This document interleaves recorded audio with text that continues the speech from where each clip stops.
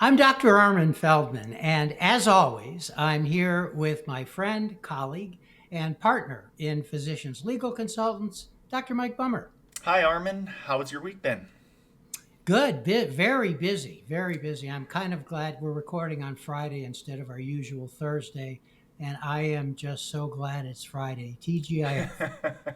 Yeah, I'm in the same boat. Really busy, productive week. So here we are on a Friday, and we have a great show for everyone listening. Whether you're on YouTube or whether you're on our audio podcast, we are going to do another show where we take questions that we've received via email and answer them live here on the show because Armin, this world of forensic medical legal consulting that you pioneered like 15 or 16 years ago is still relatively not understood by many attorneys or physicians. And I think these Mhm. questions that we picked for today that came in via email are really do a good job of helping, I think, our listeners to better understand what we do. Yeah, I agree. And It, so you had another great idea, Mike. You let me know that as long as we were going to answer questions, maybe we could answer maybe a couple more, a couple of icebreaker questions, right? So we each picked one, and we're going to ask the other. We'll ask each other these icebreakers to break the ice and get the uh, episode started. Yeah, why not let people get to know us a little bit better? Sure. So I'm gonna start, Armin. So I Okay. looked through the list and I decided to ask you, what is the best piece of advice that you've been given? Uh, Good question. Let me think for a moment. Um, okay, I think I've got it. When I was a kid, I must have been somewhere around 12 or 13. The movie Ben Hur had come out, and I was really excited to see it. And my father and I grew up in Milwaukee. We drove downtown, went to the Riverside Theater, and we both just loved this movie. So we had parked in a parking garage, and and I was just pumped, Mike. I mean, I was just thrilled, and uh, it was just a great experience. And so we got to the booth where you had to pay to get out, and the woman was just nasty grumpy. And in listening to her, it actually just brought me down. So we paid whatever we needed to get out, and then I said something to my father, and my father said, "Well, you don't know what her circumstances are.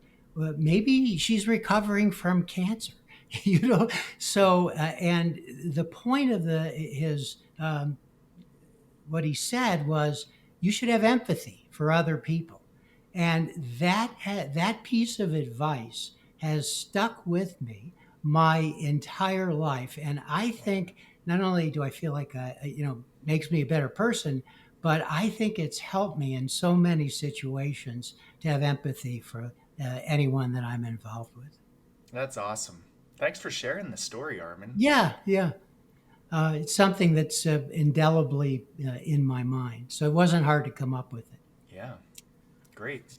Okay, I've got one for you. Okay. Um, do you have any hidden talents?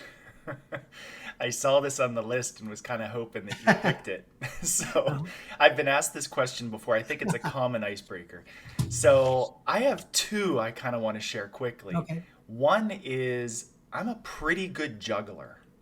Now, Wow. did you know that? No. So in college, I have very good hand-eye coordination, and it's one of the reasons I actually went into minimally invasive surgery and whatnot Mm. because that is just something I've always been kind of good at. And I taught myself to juggle in college, and you just kind of keep going, almost like riding a bike, and you start, tinkering with it. So that's one. I'm Okay. not like I couldn't perform on a stage. My juggling skills get boring after about 60 seconds. You know But what I was going to say, Mike? If this medical legal consulting doesn't work out for you, you could always fall back on that's right. it. The other one is a little bit stranger, but I think kind of fun. Is I can hold my breath underwater for an extremely long time. Another, if you ever get submerged in a car, you're going to be in great shape. Well, yeah, maybe not that long, but yes, I've won many little side bets with my daughter or friends over the years. Whenever someone thinks that they can hold their breath pretty long, and it's just something. Maybe I'm tall for all those listening or on YouTube who can't tell because I'm sitting down. I'm pretty tall, and I think we have tall people have larger lung volume, and maybe that's really all it is. I don't know, but Okay, very good, very yeah. good, and good to know too. Let's jump into these questions. So, just to remind everyone, if you're sitting here listening or driving or working out and you want to ask us a question, you can email us at comments@physicianshelpingattorneys.com. And maybe your question will appear on the next episode that we do like this. And let us know. We love to hear feedback, or if you have a case and you want a question about a specific case, drop us an email. So, are you okay, Armin, if I start with the first one for you to answer here? Yeah, sure. All right. So, pardon me for those watching. You might see me reading this. The first question I'm going to ask you, Armin, is this is it was an attorney who emailed us this and said, I know most of your services are pre-litigation and pre-trial. Do you have services attorneys can use if they're going to court? Yeah, good question. And the attorney who wrote in, yes, you're correct. Most of our services are pre-litigation, pre-trial, but we do have services that help attorneys when they're going to trial. So now I think I'm going to mention we have a number of them, but I'm just going to mention a few. So we've already talked about this a little bit, but one thing that we can do is we find experts for attorneys that are going to trial. And that's something that we do routinely. Now, if we're working on a case and we feel that the attorney should have an expert, we're going to let them know that as soon as possible and then ask them if they want us to find one. The other way it happens is the attorney just comes to us and says, can you find me, here's the situation, can you find me an expert for whatever the situation is? And I think we've talked about this in a previous episode, but we typically will vet that expert and make sure that they're the right one for the attorney and for the case. And we actually have a procedure that you talked about that we go through, I would right? also like to add, yeah, deposition and trial prep, where they've sent us depositions that have been taken in preparation for trial and questions that they're planning to ask in trial, having us do last minute reviews and really get them up to speed because our services are significantly more affordable than expert time. They've used us, and I've done this quite frequently, where I kind of do almost like a brain meld session the week before the trial to Right. get them up to speed and ready for the trial. Right. Like a Vulcan mind melt or something. All right, so you kind of stole my thunder. So Oh, another sorry. thing that we do is we prepare questions for attorneys Mm-hmm. that they can use in questioning experts at depositions and at trial. And when we do this, we know that the questions will not only be, we try to make them not only related to the medical issues in the case, but ideally, what we always try to do is make the specific questions specific to how the attorney is handling the case. You know, we've talked to them about that, and we're not just going to give them some facts, but we want to give them some information that will be in their wheelhouse in terms of how they're going to and ask these questions. And occasionally, it doesn't happen often, but we can also attend depositions and be at trial to help live. So we do that too. And then another thing that we do is we often do straight up medical research that the attorney is going to, let's say they're going to question a particular expert and they would like to be armed with, doctor, isn't it true in the latest issue of American Journal of whatever that these authors said this? And we supply them with those medical journal articles. Perfect. Okay, let me throw one at you. Um, and I'm also going to read this to you. My client was in two separate car crashes within the same year, and I'm negotiating both cases simultaneously. Are you able to apportion damages and provide an opinion relating to both crashes in one report? Yeah, I remember when this came in. So, yes, and I've had to do it personally a few times because I've even joked with those attorneys that it seems like some of the clients almost have like an X on their back. It's almost like they're drawn to having these incidents occur, which is just extremely unfortunate.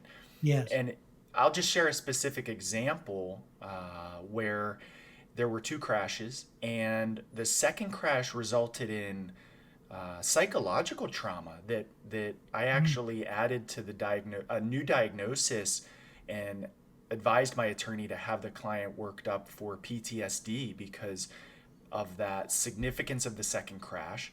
And Mm. the first crash was more a stronger whiplash injury and probably was causing more musculoskeletal impact. And so, just as an example of doing this, I was able to apportion 75% of the musculoskeletal injuries to the first crash, Mhm. 25% of the psychological impact, and vice versa. Wow. 25% of musculoskeletal injury to the second crash, and 75% of the psychological injuries, which I think really helped this attorney prove up where they were going to, because there were two separate insurance companies involved, and he Well, had to treat them as kind of divided cases. yeah, great. So it sounds like that first accident might not have been as severe as the second one. Just very different. One Yeah. involved a rollover, the other one involved being Oh, completely caught off guard and a bystander. It was, yeah, very complicated. yeah. So the specific answer to that attorney's question is yes, we can apportion cases for you. All right, Armin, I got one back for you here. Okay. So I've heard you say several times that you increase case value, save attorney time, and help attorneys get medical treatment for their clients. Could I have some examples, please? Yeah. Well, that's a very good question, right, Mike? Because I think that some people, when they hear that, attorneys or physicians or anyone listening, they might think that that's a slogan that we have. And we use it as a slogan, but actually, the reason it's a slogan is because we know it's an empiric fact. So I've been doing this for 17 years, and I've been getting feedback from attorneys on cases for 17 years. So, for example, we know that it's not a slogan, but it actually happens. Of course, it can't happen in every case, but in most cases, if we write a medical summary report that encompasses the whole case, gives all the medical damages and an explanation of them and causation and all that stuff we've already talked about, and future medical care and costs.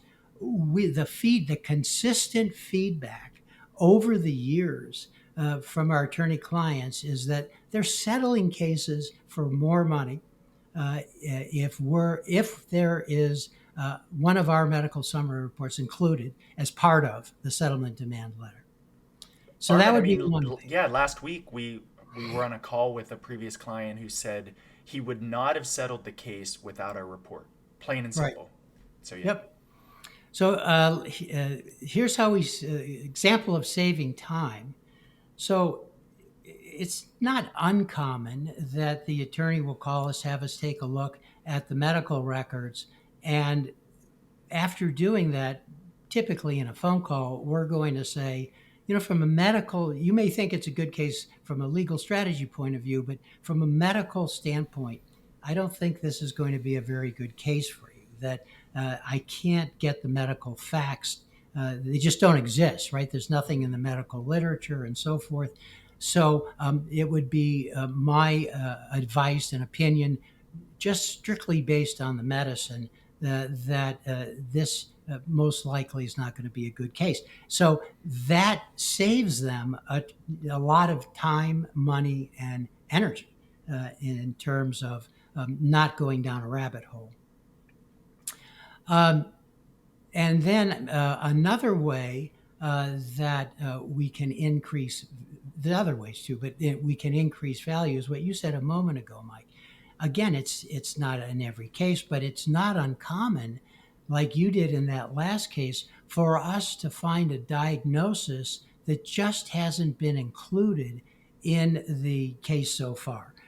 Because we know all the treating doctors are working on their part of the case. And if the problem that we discover isn't in that specialty or isn't what they're treating, it can get missed. And one of the typical ones is the one that you said, is that uh, when we interview the client, we pick up the fact that there's some kind of psychiatric issue, that they're depressed, that they have anxiety or whatever. And then we can let our attorney client know and let them know they need to get them to the proper people to treat. And that's another way that we can add value. Yeah, it's really limitless. So many different angles. We could do a whole show about just some of these examples. That's actually largely what our show is on our other episodes. Yep. Okay, you ready Yeah. for another one? Yep. Okay. Hit me. All right. Okay. This is also from an attorney listener. Uh, if you're reviewing a medical malpractice case for standard of care and causation, how can you possibly understand the details of every medical specialty enough to provide a reliable opinion? Yep. Great question. Yeah. We get this quite frequently, and the answer is actually pretty simple. So, as physicians, all physicians in the United States have gone through medical school training, some type of residency, which could be anywhere from 3 to 8 years, Right. and then practicing medicine as well. As part of our training, all physicians will rotate through operating rooms, emergency rooms, psychiatric wards, family practice offices, you name it, surgery Right. centers. And we learn a lot of information that's just kind of stored in our brains. And the lingo, the diagnoses, the ability to research, to learn these topics. We have the language and ability to gather information very quickly, even when we don't necessarily practice or do those types of surgeries. Mm-hmm. And so and I do a lot of med mal reviews, Mm-hmm. whenever I'm reviewing a case that is outside my specialty or maybe on the periphery of something that I maybe have never even done, I first collect all the medical information myself, understand the timeline of events, the details, the important points, and oftentimes I can then do enough research to really quickly and efficiently give my attorney a preliminary opinion. And that's usually very affordable and very quick and enough. Right. Many times cases will require another step, which is then engaging our network of specialists. And we already alluded to this, and if you've been on the show before, you know that we help find, vet, and coordinate expert participation in cases. Right. These experts become our friends pretty quickly. It's a you scratch my back, I scratch yours, very collegial, collaborative relationship with these experts because they are busy practicing surgery, medicine, working long hours, and doing expert work because they enjoy it on the side. And we can quickly, with our knowledge, call and speak to these experts who have become friends, colleagues, business collaborators, and have 5 or 10 minute conversations with them and quickly determine if there are standard of care issues or not. And then when there are, we often refer the same experts who Mm-hmm. really enjoy working with us. And it's a very supportive doctor to doctor conversation that's had, and that really allows us to explore any specialty and give a very reliable preliminary opinion. Right. So obviously, if the case is going to trial, the attorney will need experts in every area of injury. But for the purpose of negotiating and settling the case, what the attorney needs is well reasoned, well thought out medical opinions, reports, and other services that will help them to better negotiate and settle the case. And 17 years now of doing that has proved that we can do that in any area of medicine. And as you know, Armin, one step further, a large percentage of med mal cases that are explored for merit are in fact found to not have merit. Right. And we are saving many three, four, $5,000 expert retainers with the fraction of the cost for our time put in to analyze those cases. Right. So, Mike, before we go on, when you were talking, and we have all this, we go through this rotation of specialty and that, it made me remember. And you asked me about good advice that I've gotten. It made me think of something again, something I've never forgotten. When I was a medical student, I was on my OB rotation, and there was a question of whether this particular woman could deliver vaginally normally or whether this would have to be a cesarean section, a C section. So we sat down with uh, the woman and her family, husband, and I didn't, but the OB explained everything, and then we got done. We closed the door, walking down the hall, and he said, "I'm going to give you a piece of advice." And he said, "When you practice medicine, you should always under promise," because he said, "Well, we may need to do a C-section, but you should always under promise and over deliver." And so if we can actually do this vaginally, in this case, we've over delivered. And that piece and I was a med student, and that piece of advice is carried me all the way through to what I'm doing now. Yeah, great advice. Good to Yeah. remember. All right, I'm going to give you another one, okay? Okay. All right. The Okay, this came from a physician that listens. So it says, "I'm a physician that really enjoys your podcast. Thank you. Yeah. And Thanks. have listened to every episode. Could you take a minute and talk about the role of a consulting physician in medical legal business?" Great. Yeah. Great question. So let me see. So I think, of course, first and foremost, our role is to give honest, well thought out, and well reasoned medical opinions and reports that are backed up by evidence from the medical literature, and that we do that to the best of our ability. So I think that that's our biggest role. Uh, I think also uh, something that is important to realize is that our role in when we're doctors, the buck stops with us, right? We make the final decision in treating a patient. Could be a life and death decision at times, but the buck stops with us. But when we're working as medical legal consultants, that's not the case. So it's the attorney that has the final say in what's going to happen. So we may think something is great from a medical perspective, but the attorney, hopefully they'll let us know this, but it really doesn't help the legal strategy for the case.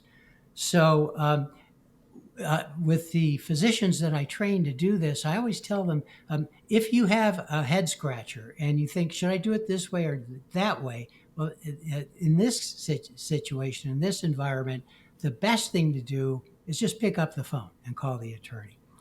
So, and in a more practical way, our job is to assist the attorney with all the medical issues in the case and bring the attorney up to speed with regard and educate the attorney with regard to the medical issues at hand.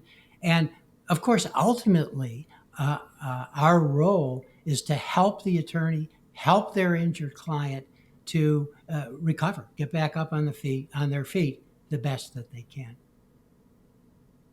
Well said. The beginning almost was like your mission statement for Uh-huh. developing this Yeah. work. It Yeah. kind of made me think of that. I Yeah. I know we're running a little bit short on time, Armin. Would you want to fire one more question at me before we wrap up? Yeah, I sure. know there was something about guidelines that came in. I Oh, don't yeah, know. yeah. You can pick whatever one you want. I know we had a few others ready. Right. Well, let's do that one. Um, this came in maybe a couple of weeks ago, right? Can you provide guidelines from national recognized organizations on the man? This is very pretty specific on the management of ovarian cysts. That was a pretty specific question. Yeah, I'm sure they had a case in mind when they sent that. Yeah. So, yes, and this falls into, you already alluded to it earlier in today's show about doing research for our attorneys. We, with our background knowledge and training, as physicians, we've been trained to do medical research our whole career. We have to do it on a regular basis to stay up to date. And oftentimes, our attorneys need to be empowered with national society guidelines or organization treatment standards. And they use this as ammunition in their depositions or at trial or when deciding if they're how significant or how provable a breach in the standard of care is going to be. And so, what we can do as physicians is dig into the literature and find and access these organizations.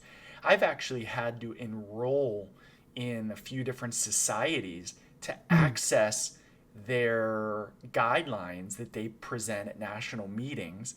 And mhm, I've joined these societies, which my attorneys nicely paid that small membership fee mhm. to join the society, but to access kind of the treatment guidelines that exist and pass those on to my attorney. So that answer is a resounding yes.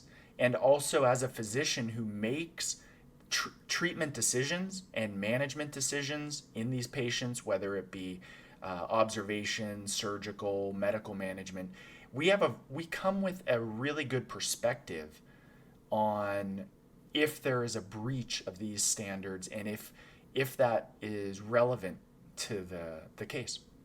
Yeah, great. Mike, I think the silver lining of kind of running out of time here is we had a lot more emails to go through. So I'm thinking somewhere down the road, we'll do this again. Yeah, I agree. I'm not gonna lie. I'm a little disappointed because I saw our list of questions and we've only kind of hit the tip of the iceberg. Right. So we'll come back and do this again sometime later this summer for sure. Okay. Well, if you are listening to us wherever you listen to podcasts, be sure to click that follow button. If you are watching this episode or watch our episodes on YouTube, please uh, follow us and make sure you hit that bell so you get notified when the next episode has come out. And again, a big thanks to all of our loyal listeners. And if you're an attorney and you have a case, please send us an email to comments at physicianshelpingattorneys.com. And of course, we look forward to having you on the next episode.